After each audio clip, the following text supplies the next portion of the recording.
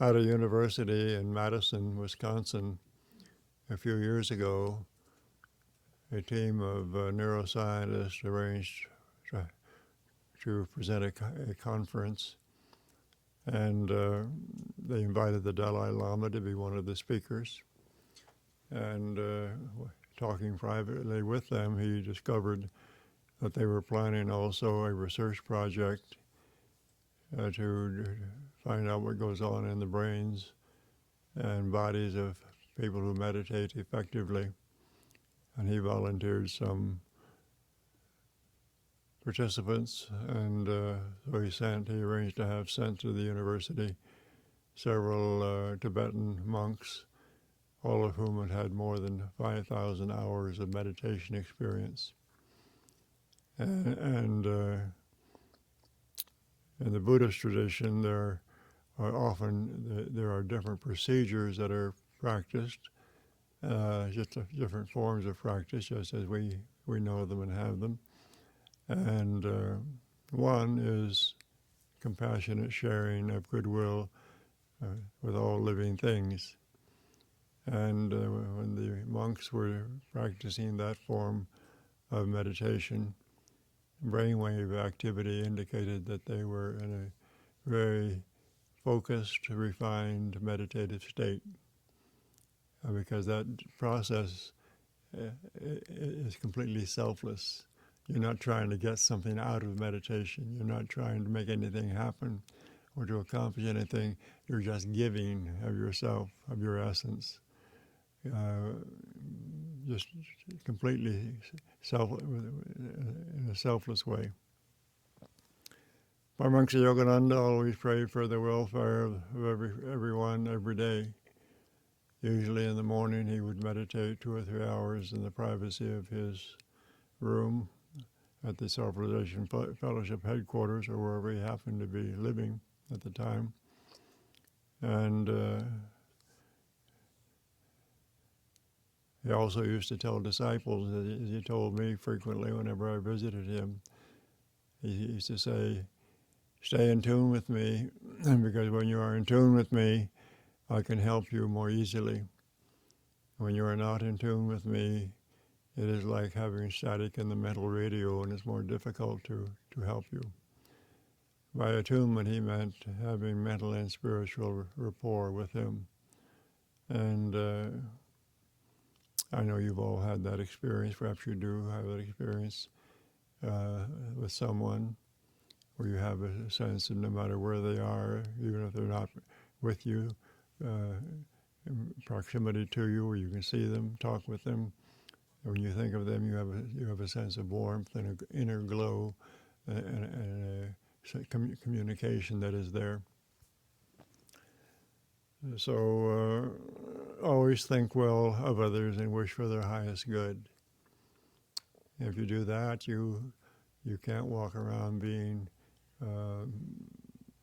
envious or jealous or angry at another, belligerent, antagonistic, and so on. So let's go back to the chakras for a moment. Chanting through the chakras is a useful thing to do. The chakras, the word means wheel, but that's just a word. And it doesn't mean that they turn or they move, they spin or anything like that. They don't. But they're distribution centers. Most of them correspond to the nerve ganglion in the spine. If you've seen even in the Yellow Pages, in the section devoted to the section listing chiropractors, sometimes you see a side view of the body and the placement of the major nerve ganglion in the spine. Those are also the regions of the major chakras in the spine. The chakras are distribution centers through which your vital force moves. And yogis say that the body is enlivened by soul force, and that comes in through the medulla oblongata, not from the outside, but from you. It merges with comes into the body at the base of the brain, goes into the brain, then down the spine, and then from there is distributed throughout the body. And also the yogis say that for the average person, much of their soul force is dormant. It is not fully aroused. They have enough aroused and available to be functional, to live an ordinary human existence, but their intellectual powers are not well developed. Their powers of intuition are not well developed. Powers of imagination are not well developed. Their powers of will are not well developed. But so we say this dormant force then is mostly resides in the lower chakras, in the lower part of the spine. But then when it becomes enlivened and begins to move upward through the chakras up toward the brain, and more obviously, then a person becomes more alert, more awake, able to use their faculty of intelligence more accurately, use their powers of imagination and will, function more effectively, and so on. When it becomes more involved with the chakra between the shoulder blades, one is inclined to perhaps to explore subtle realms of mind and consciousness, to meditate effectively, to have insights and experiences that provide knowledge of their true nature, their essence, and insights into larger reality, ultimate reality. And then by the way, the chakras, if those of you who read the Bhagavad Gita, and I recommend that you do, my commentary is the eternal way, and it's well to understand that the Bhagavad Gita is an allegory, a story, in which characters and things and activities represent spiritual and moral principles, and the 5 chakras are the 5 brothers in the Bhagavad Gita story. In the Bhagavad Gita story, I'll not go into length on this, but supposedly there's a battlefield, there is a war about to begin between cousins, really, related people who happen to be on different sides of the situation politically. And before the battle begins, Arjuna, one of the central characters, is talking with Krishna, his chariot driver, and facing the prospect of having to go into battle to slay his enemies, which are really his cousins and kinsmen. He shrinks from the battle, puts down his bow, and says, "I will not do it. I cannot do it. I will not do it." And that's the end of the first chapter, and that opens the door for the dialogue to begin. That will continue for 17 more chapters to allow the author of the Gita to explain the processes of cosmic manifestation and the various classical yogas, bhakti yoga, karma yoga, raja yoga, and so on. And at the very end, then Krishna, Arjuna says, Krishna says, "Now do you understand?" And Arjuna says words to the effect, "Yes, I have remembered. I have remembered now, and I see clearly what is the truth, and I will do my duty." His adversaries that he was resisting going into battle against represent the characteristics of deluded mind, and but his and he was told that you must get rid of them. But his attitude was, gee, I've lived with them so long and known them so long and so well, can't we compromise? Can't we make a deal? Can't we get along? And Krishna says, no, you're a warrior, you must do your duty and slay them. And so remember, when you read the Bhagavad Gita, it is an allegory. It's not a story of a historical event. And just as Arjuna represents one of the 5 brothers, main brothers, on the right side of righteousness, so Krishna represents enlightened consciousness. Arjuna represents the lumbar chakra. The five chakras, the first 2 have to do with emotional stability and physical stability and so on. But at the lumbar chakra, there is an initial awakening of Kundalini, or that heretofore dormant spiritual force. And so the word Arjuna means one who has fire resolve to action and the will to conquer. Once he gets organized and motivated in the right way. But that Arjuna represents the characteristics of the 3rd chakra.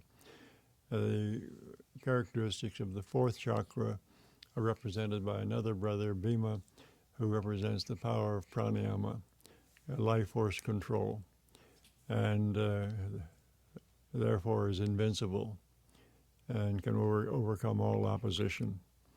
And the throat chakra is represented by the eldest brother in the Bhagavad Gita story, Yudhisthira. And at this stage, a spiritually awake person has keen powers of discernment and can discern truth from untruth. Sometimes makes a mistake. In the Bhagavad Gita story, before the Gita story actually begins, the 5 brothers are talking with one of their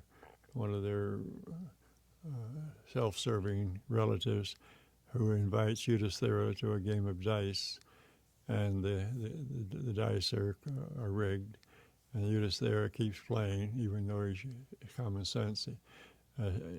She should have told him to quit, but he didn't, and he loses not only himself but his brothers and their common wife, which is Kundalini, represents Kundalini, and experiences a degree of delusion, has to go into exile for 12 or 13 years to engage in intense spiritual practice to get back into a clear state of consciousness.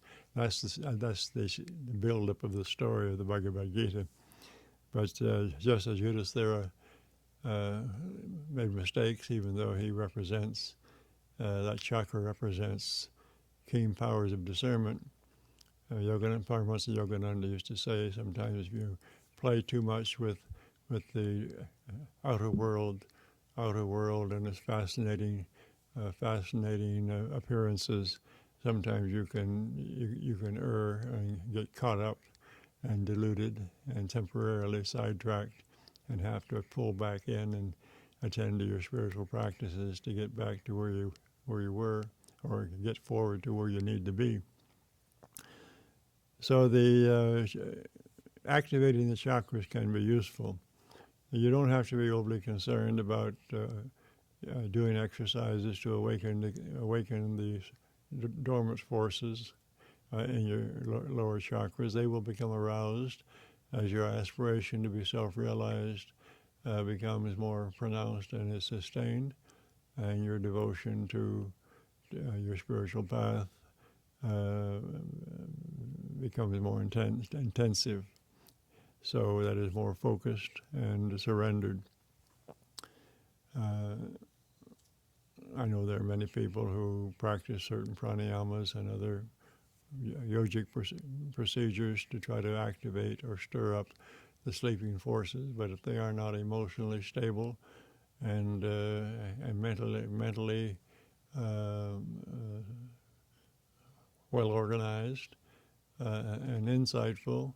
They have some interesting energy experiences, maybe even some interesting meditative experiences, but they usually don't stay with their practices, and they wander off in some other direction sooner or later. And this is why many of the yoga teachers who in India and some who came to America, Swami Muktananda, for instance, and one or two others I know, who are known for their ability to share their energy with people, called Shaktipat, or transmission of spiritual force. They did so for a while.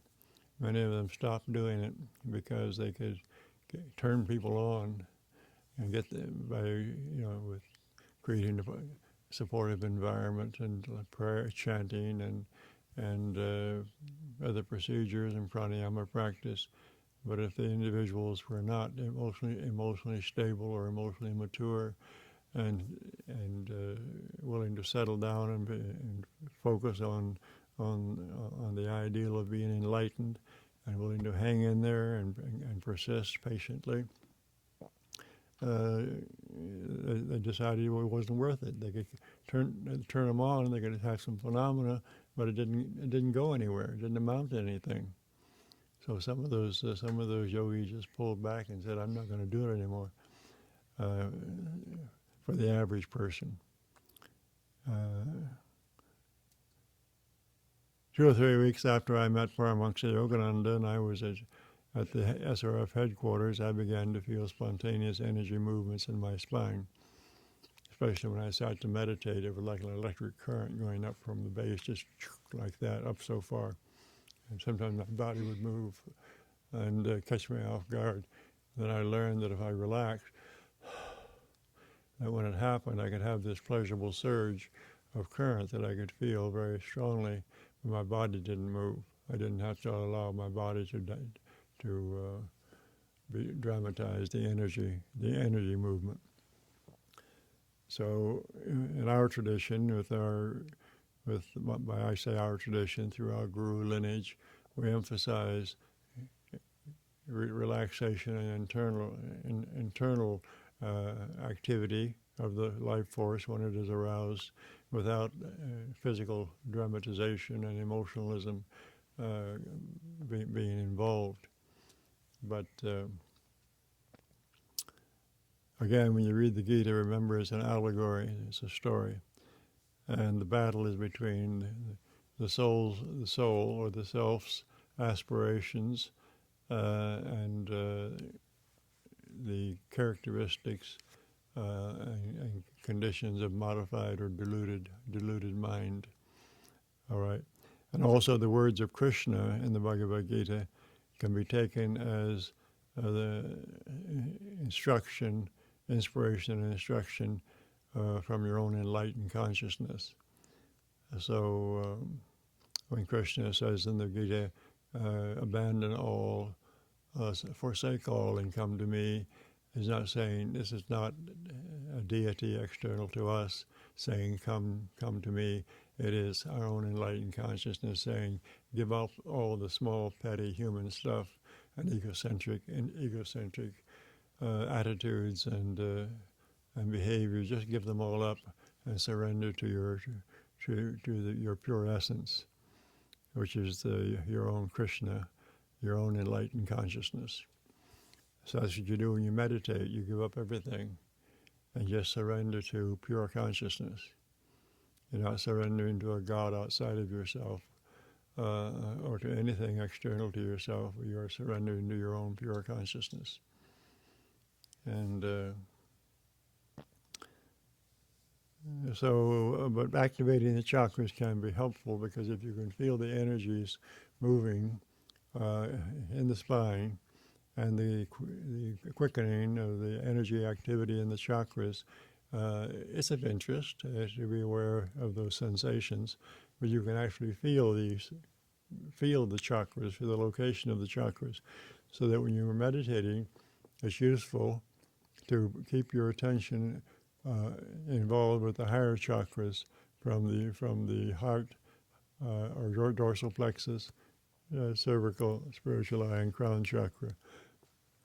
This helps you to keep your prana elevated into these higher regions, higher dimensions of consciousness. So, and during the day, when you think about it, just be aware of your body, put your attention in the spine, and feel an aliveness in the spine, especially in the higher chakras. And not only as a pleasant sensation, but also it'll keep you centered and help you to avoid that problem we mentioned yesterday of self and God forgetfulness.